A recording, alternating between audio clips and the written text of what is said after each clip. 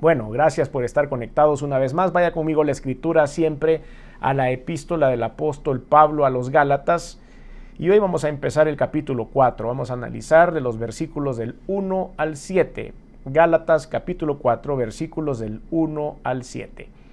Y dice la palabra: pero también digo, entre tanto que el heredero es niño, en nada difiere del esclavo, aunque es señor de todo, sino que está bajo tutores y curadores hasta el tiempo señalado por el Padre. Así también nosotros, cuando éramos niños, estábamos en esclavitud bajo los rudimientos del mundo. Pero cuando vino el cumplimiento del tiempo, Dios envió a su Hijo, nacido de mujer y nacido bajo la ley, para que redimiese a los que estaban bajo la ley, a fin de que recibiésemos la adopción de hijos. Y por cuanto sois hijos, Dios envió a vuestros corazones el espíritu de su Hijo, el cual clama, Abba Padre. Así que ya no eres esclavo, sino hijo, y si hijo también, heredero de Dios, por medio de Cristo. En esta oportunidad hemos titulado este estudio, Prediquemos la gloria del cumplimiento del tiempo. Prediquemos la gloria, anunciemos la gloria del cumplimiento del tiempo. Por supuesto, vamos a aprender a qué se refiere la Biblia con esto del cumplimiento del tiempo.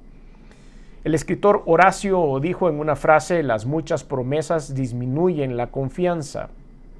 A veces eso lo podemos ver sobre todo en campañas políticas o cuando uno está contratando a una persona que quiere ser parte de nuestro equipo, de nuestra empresa, o uno quiere quedar bien con la novia, o más bien anda queriendo conquistar a alguien para volverse su novio o su novia.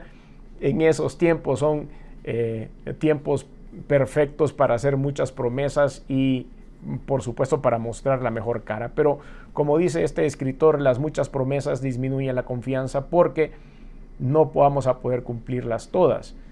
Sin embargo, cuando eso se trata de la Biblia, encontramos con sorpresa el hecho de que muchas de las promesas de Dios dadas en el Antiguo Testamento han tenido estricto cumplimiento en el Nuevo Testamento. Y una de las profecías más grandes que se dio en el Antiguo Testamento, que se cumplió en el Nuevo, es el advenimiento de Jesús, por supuesto, el centro de toda la Biblia. Y esa es una de las cosas que nos genera confianza. Dios cumple sus promesas.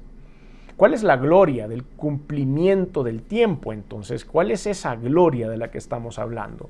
El contexto de en lo cual se escribe esta epístola y en el cual estaba enfocado el apóstol Pablo cuando fue inspirado por el Espíritu de Dios, tiene que ver en varias áreas. La primera, el contexto del cumplimiento del tiempo tiene que ver con los herederos. Los herederos, pues somos ahora todos nosotros y aquellos que han decidido depositar su fe en el Señor Jesucristo. Estábamos en calidad de niños. Dice la palabra de Dios, en la calidad de niños en nada difiere del esclavo. Aquí es muy importante que entendamos que este versículo estaba contextualizado en lo que sucedía en esa época en la cual se usaba la esclavitud, y en esa época también en la cual la jerarquía dentro de la familia daba como herederos a los primogénitos de la familia. Pero cuando él era un niño y heredaba, conocido por todos, ¿verdad? No podía tomar decisiones sabias, entonces le ponían un tutor, una persona que estuviera al cuidado de ese muchacho hasta que alcanzara la mayoría de edad y entonces pudiera hacer algo con su herencia. Es ahí donde se hace la comparación. Ese niño, aunque haya tenido una gran herencia y probablemente haya sido millonario, era tan esclavo de su edad como un esclavo físicamente hablando, como una persona que estaba amarrada por la esclavitud. A pesar de que tiene la herencia, no tiene aún derecho a ella. Y en alguna medida, nosotros también, antes de conocer la verdad de Jesucristo, antes de conocer lo fácil que es poder llegar a abrazar la fe en Jesús, porque lo único que toma es arrepentimiento y fe, realmente no hay que pagar nada, realmente no hay que ir a un viaje a un lugar, realmente no me tengo que poner de rodillas y caminar 3 o 4 kilómetros de rodillas. Lo único que tengo que hacer es, con un corazón genuino, entregarle mi arrepentimiento y depositar mi fe en el Señor Jesús. para que yo pueda entonces ser destinatario de la herencia de Dios. Pero antes de eso somos niños. Tenemos la libertad en nuestras manos, tenemos la libertad de la elección en nuestras manos, pero no la tomamos. Y aunque seamos escogidos por Dios para poder llegar a ser hijos suyos, si nosotros no dejamos nuestra niñez espiritual, es decir, si no encontramos la madurez en el recibir al Señor Jesús como Salvador y dar ese paso de fe, de nada me sirve tener una multitud de cosas reservadas o ahorradas en los cielos. Recuerdan que también en el estudio pasado hablamos acerca del ayo. El ayo se le refería a la ley en el estudio que tuvimos, y era porque esos niños espirituales todavía estaban bajo la tutoría de la ley y debían cumplir la ley para poder en obediencia ser parte de la familia de Dios, y a eso le llamamos que era el ayo. Y el ayo era, dijimos nosotros, alguien que, un pedagogo, una persona que caminaba al lado de los niños para poderlos ayudar en su crecimiento. El versículo 2 dice que, sino que está bajo tutores y curadores hasta el tiempo señalado por el Padre, que dejaba en su testamento. Está bajo tutores y curadores. ¿Quién estaba? El niño que estaba recibiendo la herencia. Muchos de nosotros estamos bajo la cobertura de la ley o de otras muchas cosas, de la religión o de algún movimiento religioso o de alguna filosofía lejana a las cosas de Dios, y eso nos está impidiendo poder heredar la vida eterna. Otra de las áreas en las que podemos darnos cuenta de cómo nosotros todavía somos niños es, el ejemplo que he puesto es si la persona no conoce y no ha recibido al Señor Jesús para nada en su vida. Pero hay otros cristianos, hermanos en Cristo, personas que han dado ese paso de fe, que también están en un proceso de desarrollo, que luchan en cuanto a su incredulidad, que luchan en cuanto al conocimiento bíblico, que luchan en cuanto a tratar de vivir algo, pero día a día su mente está puesta en otra cosa o sus prioridades son diferentes, y estamos también como niños, dentro de la fe, pero como niños, y ese niño necesita conocer la obediencia a través de la palabra de Dios. Pero recuerdan también que cuando hablamos acerca del contexto del cumplimiento del tiempo, hablamos acerca de los herederos, pero también hablamos de la promesa de la simiente. Esto lo hemos ya repasado en otros estudios, hecha a Abraham. Esa promesa que se le dio a Abraham en Gálatas capítulo 3, cuando estudiamos el capítulo 3 de esta epístola, hablamos acerca de esto, y le repito esa porción, Gálatas 3:8, y la Escritura, previendo que Dios había de justificar por la fe a los gentiles, dio de antemano la buena nueva a Abraham, diciendo, en ti serán benditas todas las naciones. Y esa es la promesa que se le dio. Cuando dijo todas las naciones era porque todos nosotros podíamos estar incluidos en esa buena noticia. Entonces vemos que la promesa de la simiente fue dada a Abraham y fue profetizada a Cristo, es decir, fue endosada a Cristo esa profecía, diciendo que Él iba a ser el que iba a venir. Y eso también lo estudiamos en Gálatas en el capítulo 3, pero en el versículo 16, un poquito más adelante del que leímos hace unos segundos. Ahora bien, a Abraham fueron hechas las promesas y a su simiente. No dice a las simientes como si hablase de muchos, sino como de uno, y tu simiente, la cual es Cristo. Y vemos que ahí se profetiza, se le dice a Abraham, se le da a Abraham esa bendición de la herencia, y se profetiza a Jesús. ¿Cuál es la gloria del cumplimiento del tiempo entonces? La gloria del cumplimiento del tiempo vamos a ir analizando poco a poco. Primero, Gálatas, leo una vez más nuestro texto base, una porción de nuestro texto base, Gálatas 4, del 4 al 5 dice, pero cuando vino el cumplimiento del tiempo, Dios envió a su Hijo nacido de mujer y nacido bajo la ley, para que redimiese a los que estaban bajo la ley, a fin de que recibiésemos la adopción de hijos. Y eso es lo que estamos viendo ahora. Primero, es el cumplimiento de todas las profecías y promesas en el momento exacto que se estableció. La gloria del cumplimiento del tiempo es el cumplimiento de todas las profecías y promesas en el momento exacto que Dios lo profetizó en el Antiguo Testamento. A veces la Biblia utiliza unos términos muy bíblicos como este, el cumplimiento del tiempo, que pueden llegar a confundir a aquella persona que recién empieza a tomar la Biblia y a leer algunas de sus partes.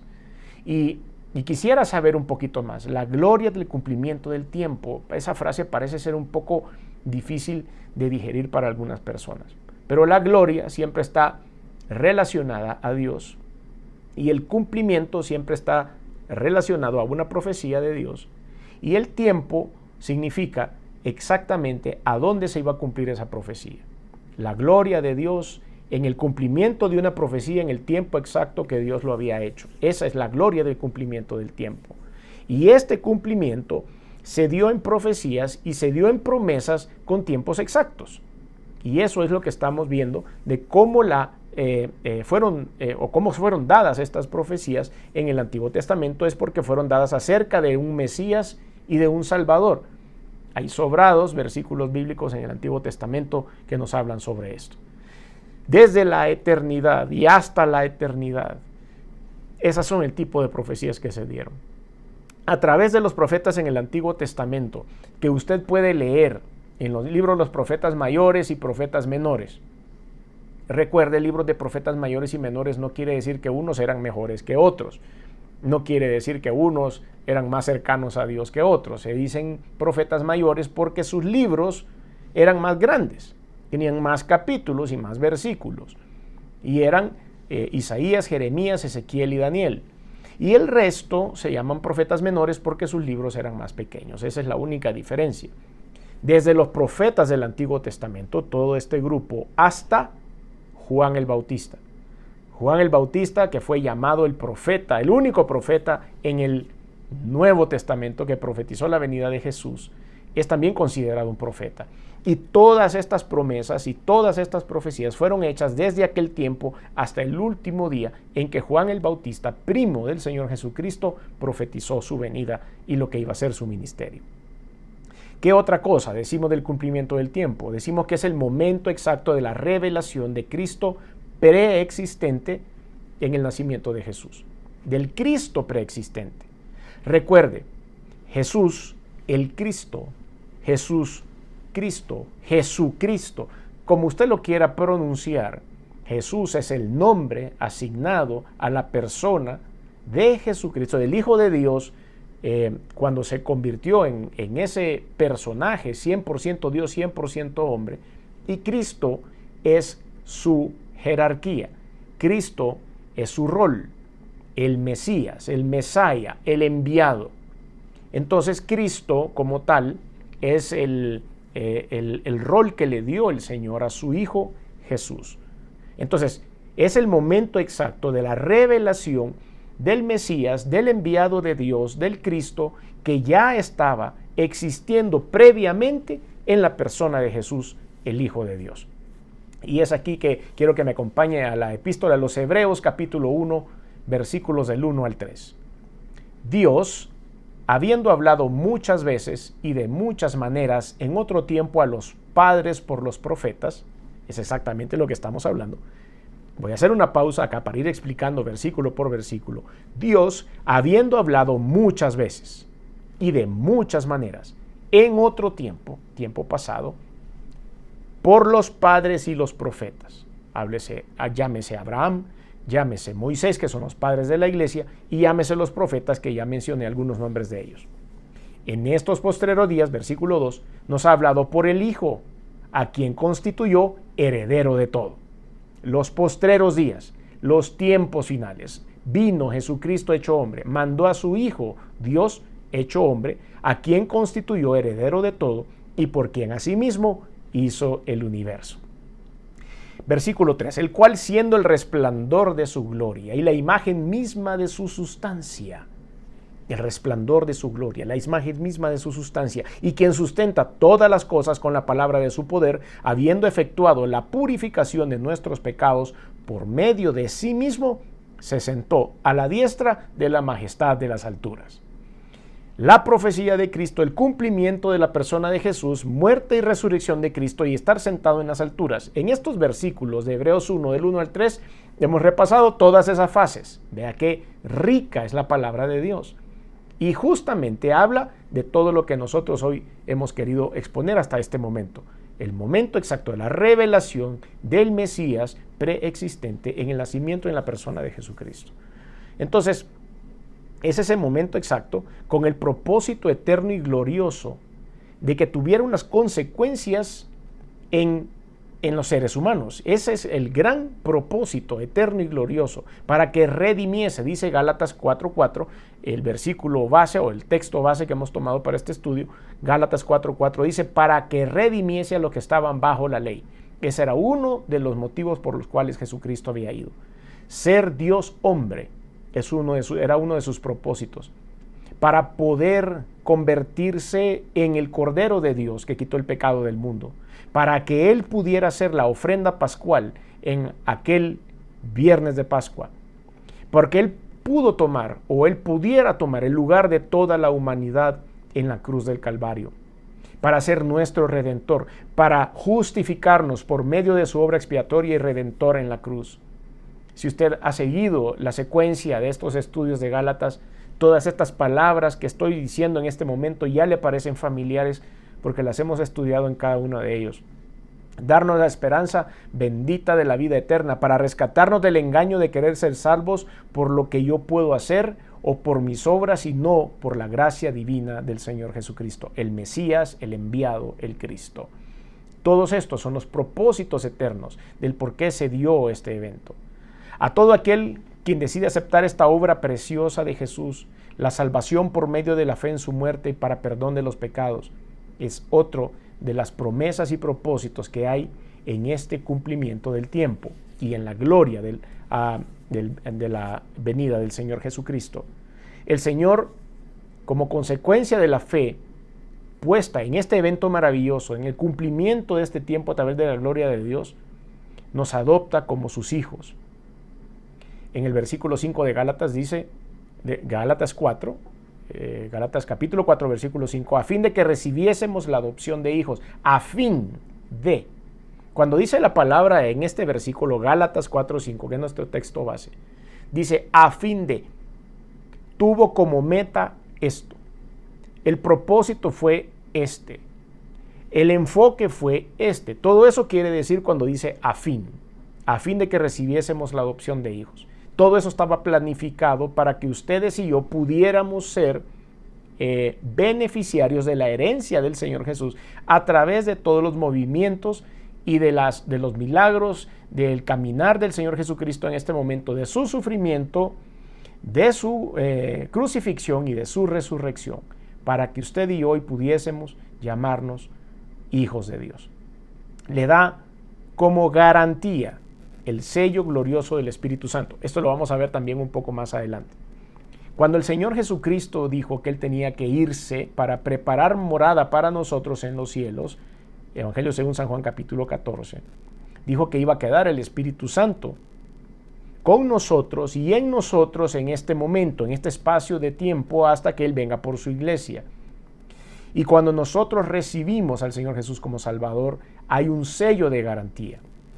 En el momento en el que el Señor Jesucristo dice que Él se tiene que ir, tiene que partir para ir a preparar morada para nosotros, pero que dejaba el Espíritu de Dios, ese acto es un acto como dejando una prenda para que nosotros podamos entender el tiempo que vivimos. Dejó una prenda para que nosotros podamos ver el tiempo que vivimos.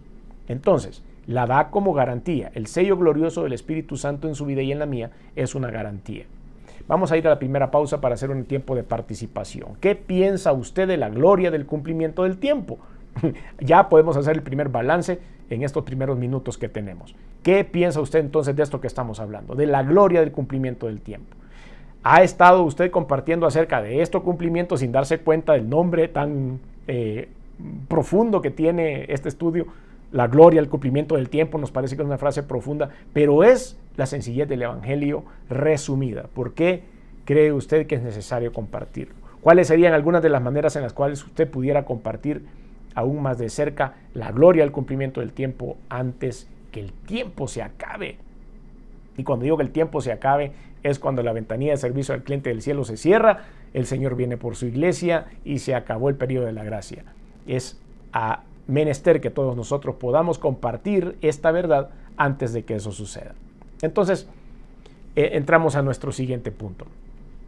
Nuestra comunión con el Padre debe ser cuidada para que esa gloria pueda estar asegurada para nosotros, es decir, para que esa herencia que ha sido reservada para nosotros esté siempre presente. Un buen padre vale por 100 maestros, dice Jean-Jacques Rousseau. Y un buen padre vale por 100 maestros, refiriéndose a nuestro Padre Celestial. Es con quien siempre debemos tener una buena relación para poder llegar a ese cumplimiento de la herencia que andamos buscando. Entonces, identificando nuestro momento de adopción, lo que hizo el Padre por nosotros es cuando vamos realmente a darle la debida importancia a la relación que debemos tener con nuestro Padre adoptivo, espiritualmente hablando, porque pues es nuestro Padre creador, por supuesto, Él nos hizo. Vuelvo de nuevo al texto base que estamos estudiando, Gálatas 4, pero hoy voy a leerles del versículo 5 al 7. Y dice la Biblia: para que redimiese a los que estaban bajo la ley, a fin de que recibiésemos la adopción de hijos. Y por cuanto sois hijos, Dios envió a vuestros corazones el espíritu de su Hijo, el cual clama: Abba, Padre. Así que ya no eres esclavo, sino hijo, y si hijo, también heredero de Dios por medio de Cristo. Aquí es a donde la cosa se pone mucho mejor, porque ahí vamos a ir viendo cada versículo de la transformación que puede haber en nuestra vida. ¿Cómo fue realizada nuestra adopción? Cuando vino el cumplimiento del tiempo, que es lo que estamos hablando. Dios envió a su Hijo, nacido de mujer y nacido bajo la ley, para que nos redimiese a nosotros y nos diera la oportunidad de no estar regidos ya bajo la ley, sino bajo la gracia. Lo hemos platicado en otro momento. Gracias a la gloria del cumplimiento del tiempo, es indiscutible que tenemos una gran bendición. Y por eso quiero que me acompañe a primera epístola del apóstol Pablo a Timoteo, capítulo 3, versículo 16, primera de Timoteo 3, 16. Y aquí hay algo bien especial, muy doctrinal, muy teológico que podemos encontrar en este versículo, primera de Timoteo 3, 16. E indiscutiblemente grande es el misterio de la piedad. Dios fue manifestado en carne, justificado en el Espíritu, visto de los ángeles, predicado a los gentiles, creído en el mundo, recibido arriba en gloria. Todo esto tiene algo que ver en lo que se ha llamado dentro de la teología la unión hipostática. Esta es la descripción de la unión hipostática, que quiere decir que cómo logra el Señor, 100% Dios, con toda su divinidad, con todo su poder, encapsularse en el cuerpo de un ser humano. Esto es inexplicable para la ciencia, es inexplicable para nuestra mente. No podemos comprenderlo, es por eso que se llama el misterio de la unión hipostática, o como lo dice la misma palabra de Dios, es el misterio de la piedad. Leo una vez más: indiscutiblemente grande es el misterio de la piedad. Y a continuación describe una vez más todo lo que el Señor Jesucristo vino a hacer aquí. Dios fue manifestado en carne, se manifestó en su Hijo, justificado en espíritu, visto de los ángeles, predicado a los gentiles, creído en el mundo y recibido arriba en gloria. Ese es el paso de este personaje tan maravilloso, tan sobrenatural, Dios hecho hombre, que ha pasado por aquí. Por medio de la gloriosa encarnación de Cristo Jesús es que nosotros vemos el cumplimiento del tiempo. Por medio de su obra gloriosa en la cruz es que nosotros vemos el cumplimiento del tiempo. Por medio de su gloriosa resurrección, que certifica su divinidad, es que nosotros vemos el cumplimiento del tiempo. ¿Cómo no puedo tener yo una buena relación con Dios después de todo esto tan sobrenatural que ha pasado?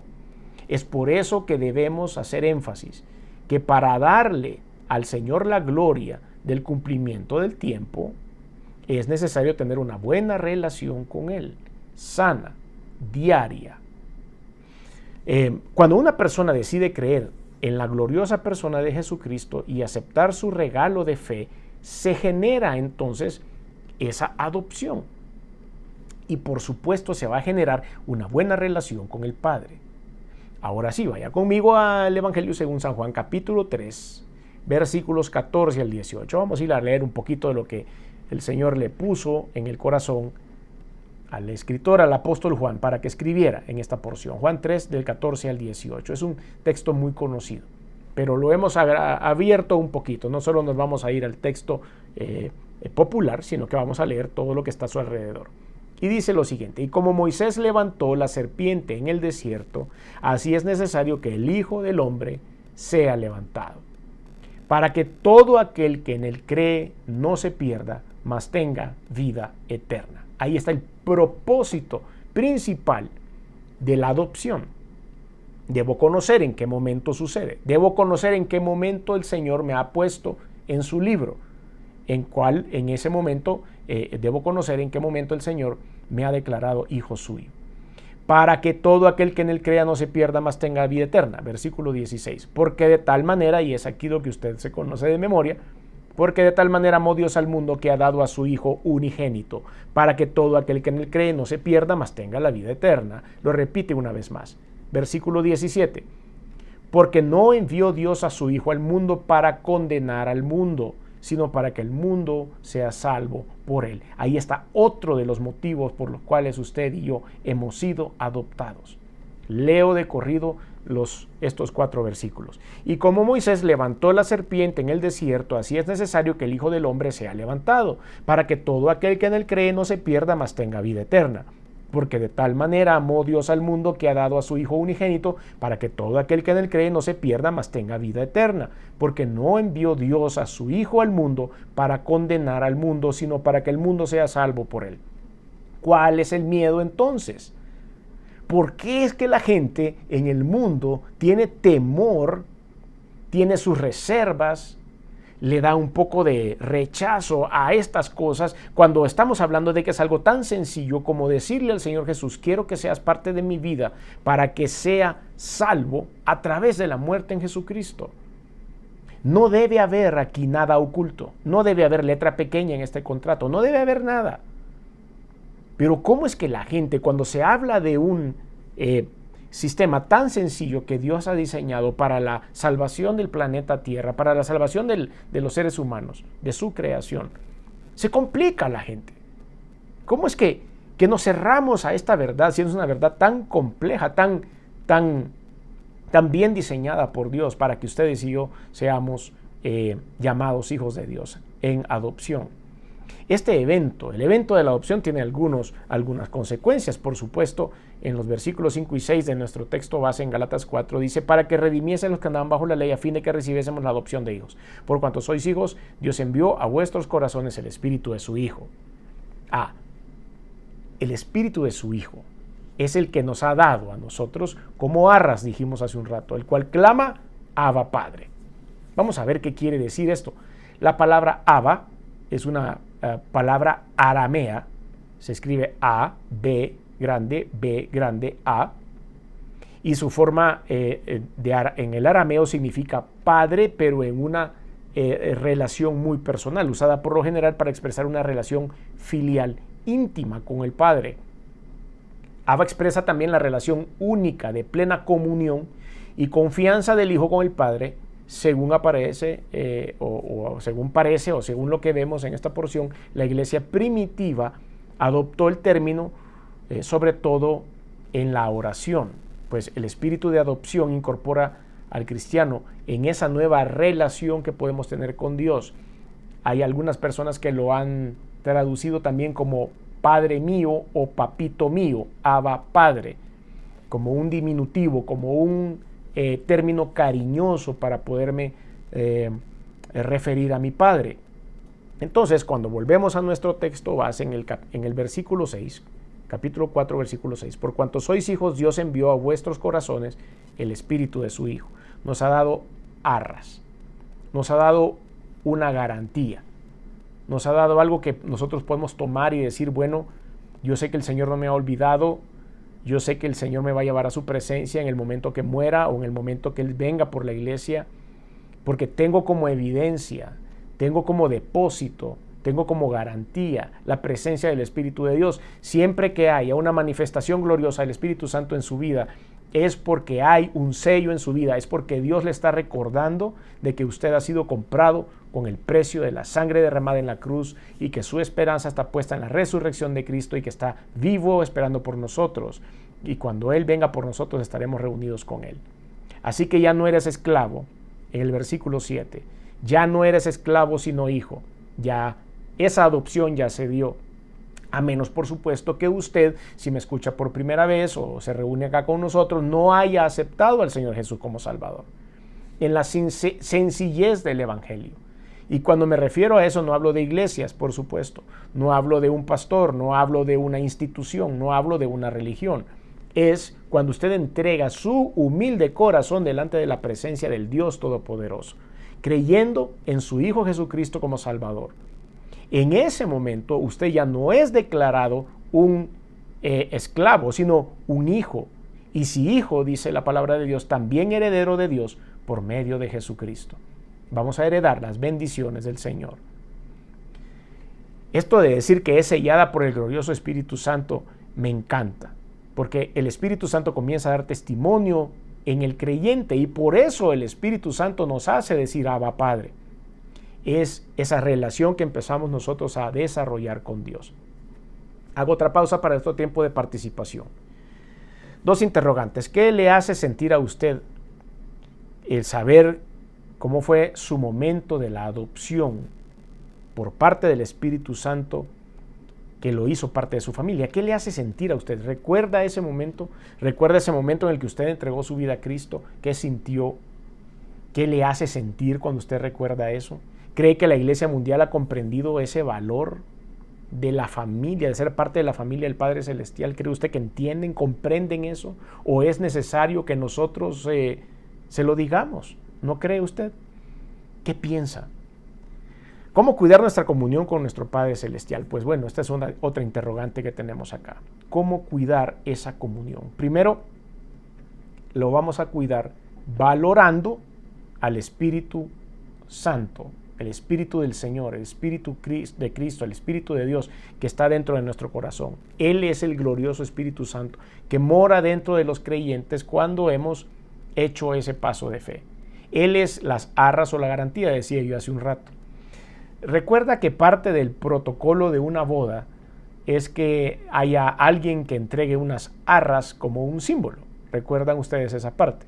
Las arras en una boda se simbolizan con unas monedas que vienen en un depósito y que el esposo, el novio que está convirtiéndose en esposo, le da a la esposa como una garantía de que él va a hacer todos los esfuerzos que estén a su alcance para poder sostener la casa, mantenerla a ella y mantener a sus hijos. Y esas arras dentro del matrimonio, del proceso del matrimonio, de ese protocolo, tienen esa meta. El hecho de decir aquí simbólicamente te estoy dando estas arras, haciéndote ver de que yo voy a hacer todo lo posible para que podamos juntos salir adelante. Pues esa misma figura se usa acá. El Espíritu Santo es las arras que el Señor nos ha dejado para que nosotros confiemos en sus promesas, en las promesas del advenimiento de Cristo de venir a traer a su iglesia en el arrebatamiento, en la salvación eterna, en el perdón de pecados a través del arrepentimiento y de todo lo que ya hemos predicado, a lo que hemos llamado la gloria del cumplimiento del tiempo. Efesios capítulo 1, versículos 13 y 14, dice la palabra de Dios. En él también vosotros, habiendo oído la palabra de verdad, el evangelio de vuestra salvación, y habiendo creído en él, fuisteis sellados con el Espíritu Santo de la promesa. Vea usted, hay una condicionante. Habiendo oído la palabra de verdad, el evangelio de vuestra salvación, y habiendo creído en él, a consecuencia de esas tres cosas, fuimos sellados con el Espíritu Santo de la promesa, que es las arras de nuestra herencia. ¿Hasta cuándo? Hasta la redención de la posesión adquirida para alabanza de su gloria. ¿Y cuál es la posesión adquirida? La herencia que tenemos como hijos adoptados. Esa es, las arras es el Espíritu de Dios, el sello del Espíritu Santo en nuestra vida, Va a estar ahí hasta la redención, hasta que podamos cambiar esas arras por lo que verdaderamente ha sido ofrecido, que es la vida eterna, el perdón de los pecados, la posición adquirida, las bendiciones de Dios para la alabanza de su gloria. A eso se refiere. Entonces, en una buena relación con el Espíritu Santo, valorar la relación con el Espíritu Santo, me hace también a mí cuidar mi comunicación con el Padre. Recuerden, el que clama Abba Padre en nosotros es el Espíritu Santo. Por cuanto sois hijos, Dios envió en vuestros corazones el Espíritu de su Hijo, el cual clama Abba Padre, papito mío. Y como nosotros le hemos dado posada, si quiere verlo así, somos templo y morada del Espíritu de Dios, del Espíritu Santo, en el momento en que confesamos la fe, entonces nuestro espíritu se ve contagiado por ese deseo de decirle papito mío, Padre mío, a Dios, en esta palabra aramea que estamos aquí aprendiendo. El Espíritu Santo ora por nosotros con familiaridad y con confianza. El Espíritu Santo fue el precio de nuestro rescate o de nuestra redención, fue el precio de nuestra justificación. El Espíritu Santo hace oración de clamor, oración de ayuda, oración de súplica, con gemidos indecibles, dice la palabra en la epístola a los Romanos capítulo 8, que no tenemos tiempo ya de leerla, pero usted puede ir a leerlo, y dice la palabra de Dios que Él intercede con nosotros o por nosotros con gemidos indecibles, de acuerdo a la voluntad del Padre. Y que Él sabe qué es lo que tenemos en necesidad. Él sabe qué es lo que necesitamos y lo que va a ir a pedir nuestro corazón delante de la presencia de Dios. Termino con algunas preguntas. ¿Está usted cuidando su comunión con el Padre Celestial al valorar al Espíritu de Cristo que mora en usted como resultado de la adopción? Estamos cuidando esa comunión, estamos valorando al Espíritu de Dios, estamos valorando la oración en el Espíritu Santo a favor suyo y a favor de su familia. Tenemos que orar en el Espíritu, tenemos que ser guiados por el Espíritu de Dios, que no sean más oraciones automáticas en las cuales siempre decimos el mismo libreto y siempre hablamos las mismas cosas, repetimos las mismas palabras, que sea la oración en el Espíritu Santo, y si de repente terminamos hablando en lenguas, pues será obra del Espíritu de Dios, pero que en esa intimidad con Dios haya una manifestación gloriosa de su Santo Espíritu, porque creemos en una buena comunión con Dios.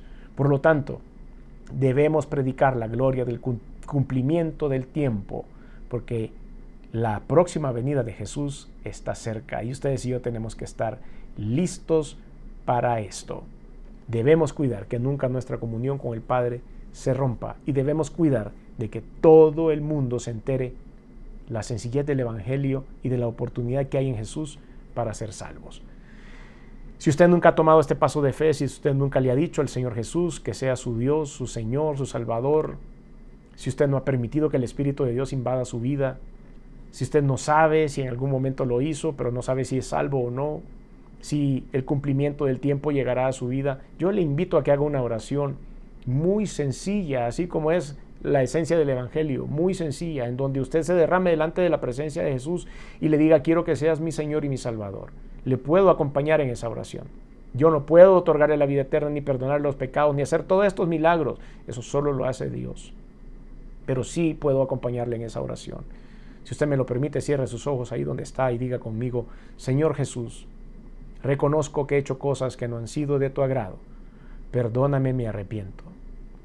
Reconozco que veniste al mundo hecho hombre, que te colgaron en una cruz y que la sangre que derramaste ha servido para limpiar mis pecados, para declararme justo.